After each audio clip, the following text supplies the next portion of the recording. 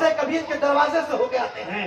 حضرات وہ عظیم ہستی جماعت اہل سنت کا عظیم ہیرا آپ کے سامنے موجود ہے. اے سنیوں قدر کرو قسم سے, حضور تاج الشریعہ چلے گئے, اب کوئی نہیں. اب اس کے بعد دیکھیے اس وقت جانے سنیت, بہار سنیت, وقار سنیت اگر کوئی ہے تو وہ صرف میرا محدث کبیر ہے. جی ہم تو الحمدللہ سب کو کرتے ہیں, اور ہماری عادت یہ ہے کہ جہاں دیکھا بریلی تو بریلی کا نعرہ لگایا. ہمارے اندر وہ سب چیز نہیں ہے. ہم تو یہ جانتے ہیں مسلک اعلیٰ حضرت کا جام پیو, بریلی کا کام کرتے رہو. حضرات میں بلا تاخیر پورا مجمع میرے ساتھ حضور محدث کبیر کی تقریر سے پہلے جھوٹ کا نعرہ لگا لے. وہ لوگ آج بھی ہوش ہو جائے جو اس نام سے جلتے ہیں. جی وہ جلتے ہیں, مگر چلنا تو سنیوں کے نصیبے میں. دیکھیں ٹیوب لائٹ چل رہی ہے, یہ سب چلنے والوں کی بات ہے. چلنا دو طریقے کا ہے, ایک دیکھ کر چلتے ہیں اور ایک مسکرا مسکرا کے چلتے ہیں. حضرات تو اپنی حالت تو یہ کہ مسکراتے بھی ہیں اور اس کے بعد مسکرانے کا درس بھی دیتے ہیں. بچل کے پورا مجمع حضور محدث کبیر کے نام پر استقبال کر لے. نعرہ تکبیر. بیٹا یہ ہاتھ کب اٹھیں گے؟ وہ ہری مسجد کے پاس کیا بچل کے بولیے نعرہ تکبیر, نعرہ رسالت, مسلک اعلیٰ حضرت, فیضان اعلیٰ حضرت, عطائے اعلیٰ حضرت, نواجش مفتی اعظم, نواجش مفتی اعظم, فیضان حضور صدر الشریعہ سیدی سرکار محدث کبیر, سلطان المناظرین, معتمد حضور تاج الشریعہ, ناشر مسلک اعلیٰ حضرت, عطائے بریلی شریف, عاشق مفتی اعظم, عاشق مفتی اعظم, سرکار سیدی محدث کبیر, عالمیہ تحریک تحفظ عقائد اہل سنت, علماء اہل سنت, ناشرین مسلک اعلیٰ حضرت,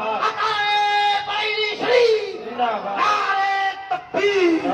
نعرے سے شعر پڑھتا ہوں میاں, آپ سبحان اللہ بولیں گے. کیا کامیابی کے کنارے پر سفینہ آیا. بھائی بار بار کہتے ہیں کہ اس کو آپ ضرور پڑھیے گا, اور کیوں نہ پڑھوں, جہاں تاج الشریعہ کے فیضان ہو, بریلی والوں کی بات ہو تو مچل کے ہم لوگ کہتے ہیں سبحان اللہ. کامیابی کے کنارے پر سفینہ آیا, سبحان اللہ بول دیجئے. ارے مچل کے بول دیجئے, ہاں سلامت ہے تو اٹھا کے بول دیجئے. کامیابی کے کنارے پر سفینہ آیا, عاشق ہوش میں آؤ کی مدینہ آیا, اور حشر میں پل سے گرا چوہی وہاں بھی نچتی. نعرے دوزخ نے کہا پکڑو کمینہ آیا, نعرے دوزخ نے کہا پکڑو کمینہ آیا. اب وہ شعر سن لیجئے جس کے سب شائق ہیں, سب دیوانے ہیں. دیکھ کر چہرے اختر کو سبھی کہتے ہیں, دیکھ کر چہرے اختر کو سبھی کہتے ہیں. کیا اعلیٰ حضرت کی انگوٹھی کا نگین آیا, اعلیٰ حضرت کی انگوٹھی کا نگین آیا. حضرت بیاتاکر سرکار محدث کبیر کی بارگاہ میں مائک اور بڑھائے عقیدت تمام شاگردان, علماء, مشائخ سارے لوگ حضرت کی بارگاہ.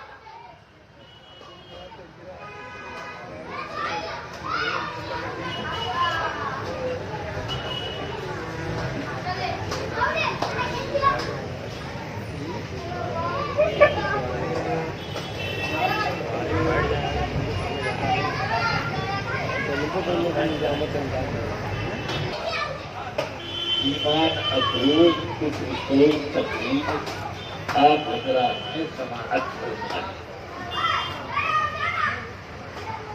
رفیقان ملت,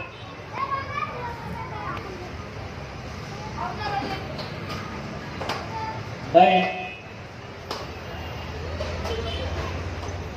یہ جانتا ہوں کہ اللہ تعالی نے ہدایت کے لیے انبیاء کرام کو بھیجا.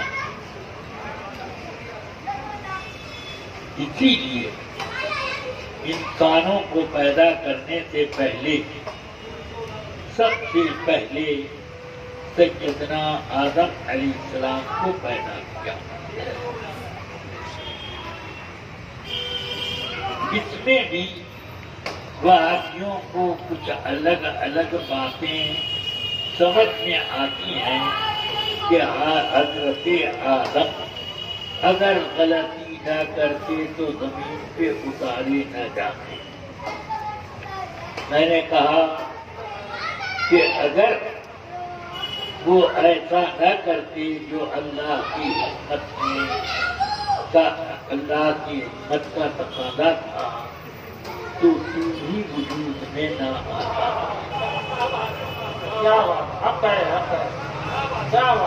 جنت میں تناسل و توالد کا معاملہ نہیں ہے، وہاں اللہ کی نعمتیں لوٹو اور جو خواہش ہو وہ پاؤ۔ حضرت آدم علیہ السلام الحمدللہ اترے تو سب سے پہلے ہندوستان کے ایک گوشے میں جو اس وقت ہندوستان ہی کا ایک ٹکڑا تھا جس کو لوگ لنکا کہتے ہیں، وہاں پر سیدنا آدم علیہ السلام اترے، جس پتھر پر پہاڑ کے اوپر جس چٹان سے وہ اترے، الحمدللہ وہاں سیدنا آدم علیہ السلام کا نشان قدم آج تک موجود۔ سبحان اللہ۔ یہ الگ بات ہے کہ بہت ساری نشانیاں لوگ پا نہ سکے تو چرا کر کے اپنے یا اپنے کسی گرو کے نام انہوں نے منسوخ کر دیا، ورنہ ہے وہ حقیقت۔ اسی لیے اس پہاڑ کا نام کوہ آدم ہے۔ نام کو بھی لوگوں نے بے دم کرنے کی کوشش کی۔ سبحان اللہ۔ اور وہ اتری، اللہ نے اترتے ہی وقت یا اتارتے وقت یہ فرما دیا، اہبطوا إلى الأرض جميعا ولكم في الأرض مستقر ومتاع إلى حين۔ تم سب کے سب اتر جاؤ زمین کی طرف ایک ساتھ، جمیعاً سب اتر جاؤ۔ یہ کن سے خطاب؟ آدم علیہ السلام اور ان کی صلب میں جتنی روحوں کے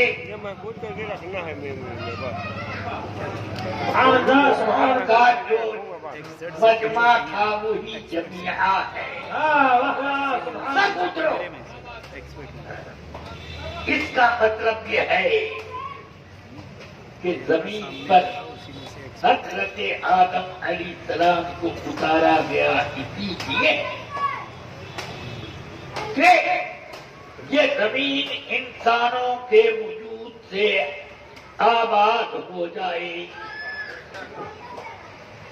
اسی لیے اللہ تعالی نے آدم علیہ السلام کے پیدا کرنے سے پہلے ملائکہ کی انجمن یا بزم میں ارشاد فرمایا تو یوں نہ فرمایا کہ انی جاعل فی الجنت خلیفہ۔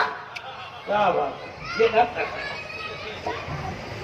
انی جاعل فی الارض خلیفہ۔ سبحان اللہ، سبحان اللہ، سبحان اللہ۔ میں زمین میں اپنا خلیفہ پیدا کروں گا، زمین میں وہ خلیفہ ہوگا۔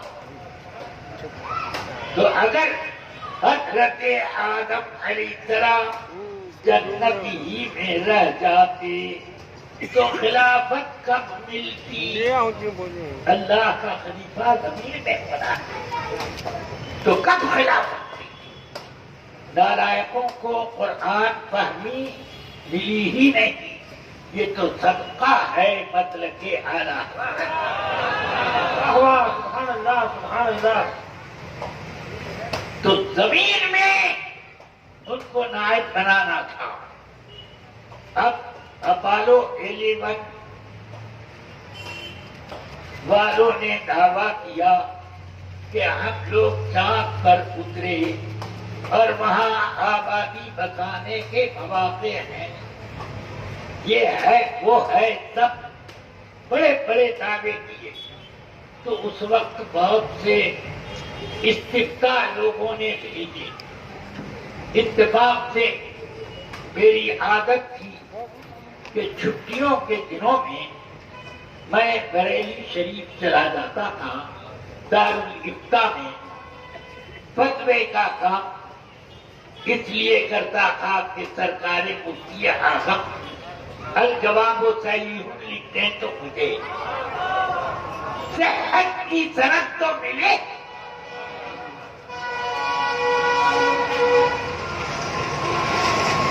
اب میں تمام 6 مفتی کام کر رہے تھے، میں پہنچا۔ جب پہنچا تو وہ سارے استفتاء جمع کر کے لوگوں نے میرے کام میں رکھ دیا کہ اس کا جواب آپ لیجیے۔ میں نے کہا آپ لوگ تقسیم کر لیجیے تو اچھا تھا کہ نہیں آپ ہی لیجیے۔ تو عجب عجب سوال، اس میں ایک سوال یہ تھا کہ کیا انسانوں کی آبادی چاند میں رہ سکتی ہے، بن سکتی ہے؟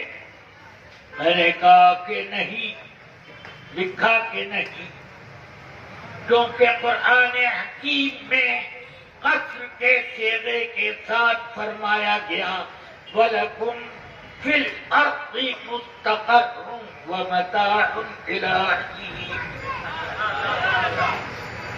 آدم علیہ السلام جب اتارے گئے تو فرمایا گیا کہ زمین پر سب جاؤ اور تمہیں زمین ہی میں قرار ملے گا اور نفع اٹھانا ہے ایک وقت تک۔ وہاں جو لوگ گئے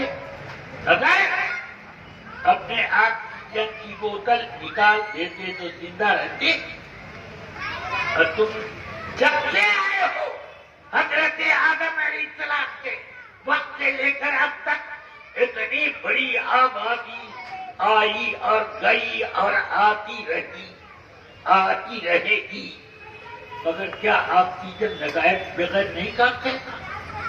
کیا سب لوگ یہاں پر آکسیجن کی بوتل کمر میں کس کے اور ناک تک ایک پائپ لے کر کے سانس لے رہے؟ تو اب ذرا بتاؤ کہ اللہ تعالی نے جو یہ فرمایا ہے تمہیں زمین ہی میں مستقر ہے، لکم فی الارض مستقر، یہ مستقر و متاع الی حین۔ تو اللہ تعالی نے مستقر سے لکم کا اور فی الارض کا دونوں کا تعلق ہے۔ مستقر لکم فی الارض جو نہیں تو فرمایا لکم فی الارض مستقر، یہ فرمایا۔ تو اس سے قصر کا فائدہ ہوتا ہے، زمین ہی میں قرار اور سکون ملے گا، اور ایک وقت تک یعنی سورج چھوٹے جانے تک تم نفع اٹھاتے ہو زمین سے۔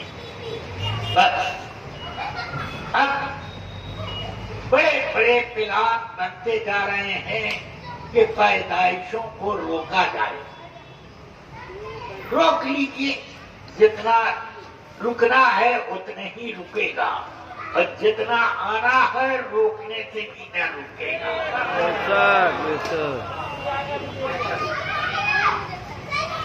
سیدنا ابو سعید خدری رضی اللہ تعالی عنہ فرماتے ہیں کہ ہمیں غزوہ بنو مستلق میں کچھ وادیاں ملی،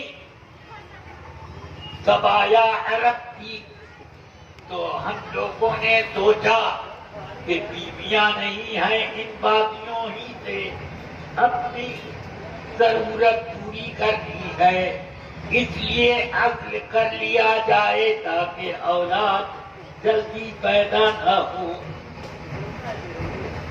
تو اتنے میں ہمیں لوگوں نے آپس میں کہا کہ ہم لوگ عزل کریں، رسول پاک موجود ہیں، مسئلہ پوچھے بتائیں۔ سبحان اللہ، ذرا واقعوں کا حال دیکھو، وہ تو رسول پاک سے بالکل مستغنی بنے ہوئے ہیں، مگر صحابیوں کو دیکھو، صحابیوں اور صحابیوں کا فرق دیکھو۔ صحابہ اب ایک چیز کرنا چاہتے ہیں مگر سوچ رہے ہیں کہ مسئلہ نہیں معلوم ہے، ہم لوگ یہ معلوم کرنے کے جائز ہے کہ ناجائز، کرنے کے بعد اگر ناجائز ہوا تو ہم تو گناہگار ٹھہرے، سمجھے؟ اس لیے یہ سوچ اس زمانے میں آزادی ذہن اتنی عام ہو گئی کہ تجارت کے نئے نئے طریقے مارکیٹ میں پیدا ہوتے رہتے ہیں، اور کوئی ضرورت نہیں محسوس کرتا کہ اس کو علماء اہل ابتدا سے پوچھ کر کے اس پر عمل کرے۔ بس پہلے عمل کرتے رہتے خوب منافع ہو گیا، اچھا ذرا مسئلہ بھی پوچھ لو۔ ہاں، مسئلہ جب تک نہیں پوچھیں گے تب کمائی حرام، پوچھ لیں گے تب نہ حرام، یہ بات اللہ، یہ بات نہیں۔ اگر یہ طریقہ نہ ہوتا تو ہم لوگوں کو سیمینار کرنے کی ضرورت نہیں ہے۔ نئے نئے جب مسائل آتے ہیں تو مفتیوں کو بٹور کر کے سیمینار کرنا پڑتا ہے۔ ہاں، تو یہ اب صحابہ نے پوچھ لیا کہ یا رسول اللہ، ہمارے پاس وادیاں ہی ہیں، کیا ہمیں اجازت ہے کہ ہم عزل کریں؟ تو فرمایا ما لکم الا تفعلوا ما من نسمة قائنة الى يوم القيامة الا وهي قائنة۔ فرماتے ہیں کہ اگر تم عدل نہ کرو تو کیا فرق پڑے گا؟ کیا فرق پڑے گا؟ اس لیے کہ تمہارا کوئی نقصان نہیں ہے۔ جس شکم سے جس اولاد کو پیدا ہونا ہے قیامت تک اس کو کوئی نہیں روک سکتا، وہ پیدا ہو کے رہے گی۔ میرے آقا نے فرمایا، میں نے اس حدیث پر جب غور کیا تو مجھے، اور میں نے طب کی کتابوں کا مطالعہ بھی کیا، تب مجھے سمجھ میں آیا کہ کتنے اطباء یہ کہتے ہیں کہ جب آدمی وضع کرتا ہے تو اس کی مزی کے ساتھ بھی بعض تندرست لوگوں میں وضع کے ساتھ بھی حوینات منویہ نکلتے ہیں، انہی میں سے چند حوینات منویہ اگر رحم کی دیوار سے چپک گئے تو حاملہ ہو جائے گی، اور اگر انزال نہ کیا سمجھ میں آئی بات؟ اور کچھ اطباء نے یہ بھی لکھا کہ عزل کرنے سے کوئی فرق نہیں پڑتا، کیونکہ آدمی اپنا انزال فرض کے باہر کرے گا جب بھی ہو سکتا ہے کہ تھوڑی تاخیر ہو گئی، ایک قطرہ بھی فرض پر اگر رہ گیا تو وہ چڑھ سکتا ہے اوپر، لہذا بچہ حامل ہو جائے گا اور بڑے بڑے پہلوان اور بڑے بڑے تندرست لوگ اگر جمع کریں برسہ برس تو اس کے بعد بھی اولاد سے محروم، ایسا دیکھتے ہو کہ نہیں؟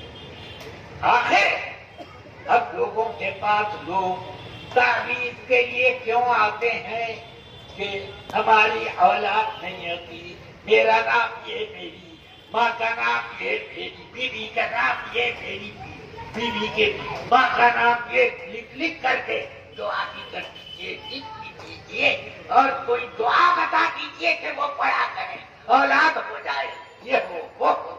مگر میں کہتا ہوں کہ اللہ کی مشیت ہے تب ہوگا اور نہیں ہے تو نہیں ہوگا۔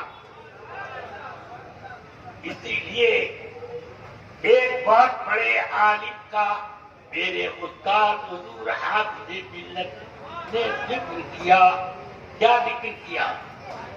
یہ ذکر کیا کہ وہ میرے شاگردوں میں بہت قابل ہیں، بہت قابل ہیں، مگر کیا کیا جائے کہ ان کے شاگرد نہیں ملتے۔ یہ اللہ کی نعمت ہے کہ لاکھوں تک بیماریاں آدمی کے گھر دیکھو تو اولاد کی فوج لگی ہے، اور بڑے بڑے پہلوانوں کو دیکھو تو اکیلے گھوم رہے ہیں۔ بس یہ اللہ کا فضل ہے، الحمدللہ۔ یہ بھی میں نے حضور حافظ ملت سے سنا، اور حضور حافظ ملت نے فرمایا میرے بارے میں، جب شیخ الحدیث مقرر کرنے لگے تو میں نے کہا میں نہیں یہ کام کر سکتا، ایک غلطی بھی مجھ سے ہوئی تو میرے ایمان کا خطرہ ہو جائے گا، تو بہت ناراضگی کا اظہار کیا۔ حضرت مولانا حافظ عبدالرؤوف صاحب علی رحمہ میرے استادوں نے ان کو بلوایا تو میں نے ان سے کہا مگر یہ قبول نہیں کر رہے ہیں، یہ ان کی تواضع ہے، اور یہ کہہ رہے ہیں کہ مجھ سے یہ کام نہیں ہو سکتا۔ تو فرمایا حضور یہ بڑوں سے بھی اچھا کام کر سکتا ہے، اس کی بصیرت عمدہ ہے۔ پھر مجھے ڈانٹنے لگے، اور اسی طرح سے انہوں نے فرمایا ابے کیوں نہیں قبول کرتا، یہی لفظ ہیں ان کے، قبول کیوں نہیں کرتا، ڈانٹ کے انہوں نے کہا مجھ سے مولانا عبدالرؤوف، اور وہ ان کی ہمارے یہاں تمام طالب علموں میں یہ پہچان تھی کہ جس سے خوش ہوں تو اس کو ابے تبے کر کے بات کریں، اور جس سے ناراض ہو تو تم یا آپ کر کے بات کرتے ہیں۔ سمجھ میں آیا؟ تو اس طرح ان کی عادت کریمہ تھی، سبحان اللہ، جس سے پوچھو تو فرماتے ہیں ابے کیا قبول کرتے؟ میں نے کہا تجھے قبول کرنے میں کوئی اعتراض تو نہیں ہے، تو پھر کیوں نہیں قبول کرتا؟ میں نے کہا یہ حضرت تشریف فرما ہے، اگر یہ ذمہ لے لے کہ میرا تعاون کرتے رہیں گے تو میں قبول کرتا۔ برجستہ حضور حافظ ملت نے فرمایا جس قسم کے تعاون کی ضرورت ہو ہم کریں گے۔ الحمدللہ مجھے بنگال میں شیخ الحدیث بنا کر 24-25 سال کی عمر میں بھیج دیا، کوئی بھی میرا معاون نہیں، اور تنے تنہا ایک اجنبی، میں ایک اکیلا اور باقی سب بنگال کے، سمجھ گیا؟ اور زبانیں یار من ترکی و من ترکی نمی دانا، یہ کیفیت.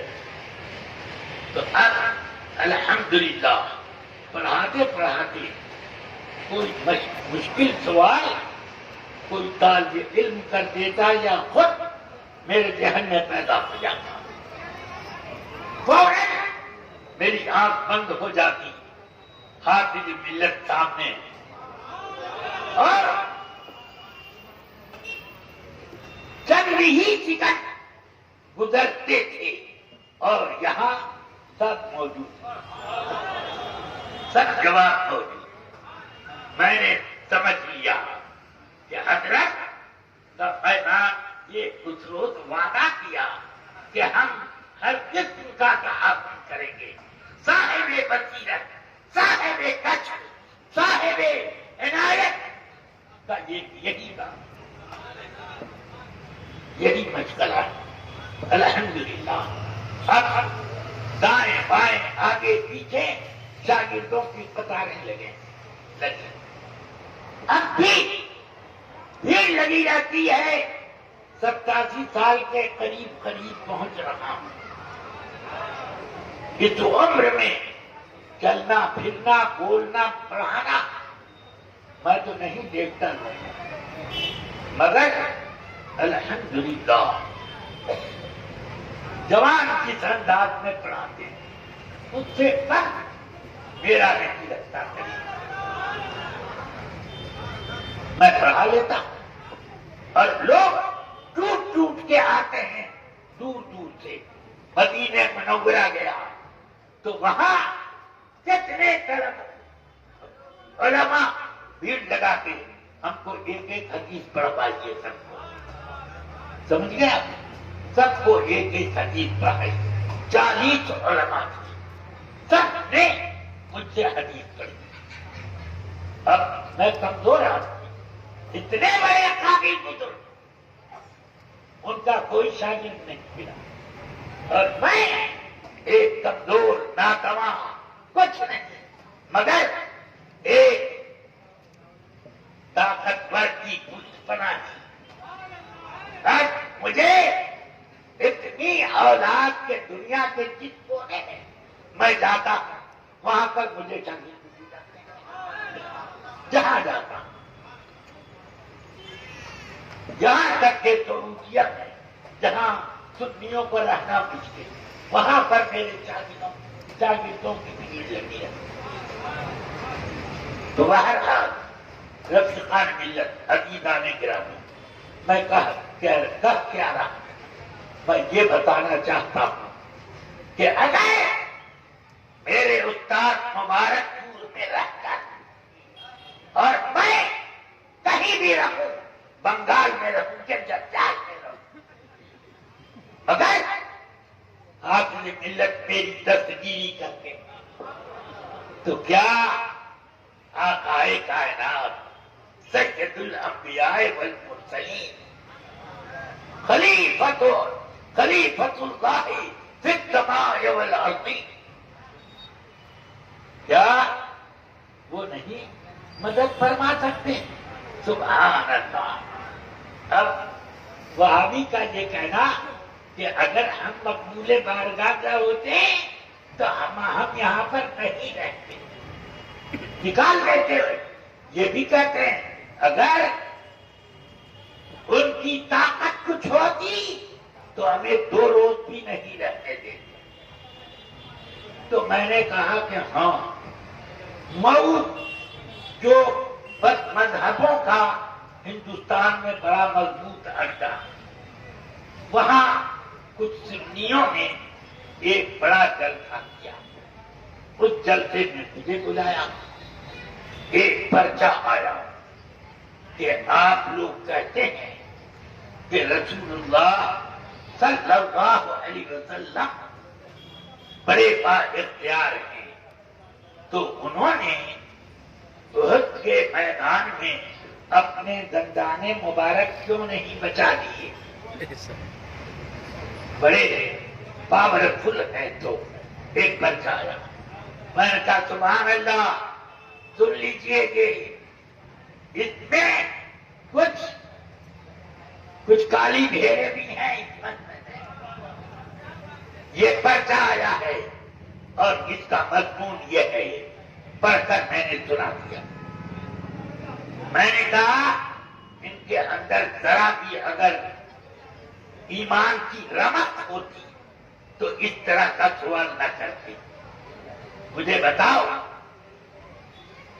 360 فٹ جس کعبے کے اندر اور ارد گرد نصب ہیں، اللہ نے ان کو نکالا نہیں اور قبلہ ادھری بنا دیا۔ قرآن میں ہے قد نرى تقلب وجهك في السماء فلنولينك قبلة ترضاها فول وجهك شطر المسجد الحرام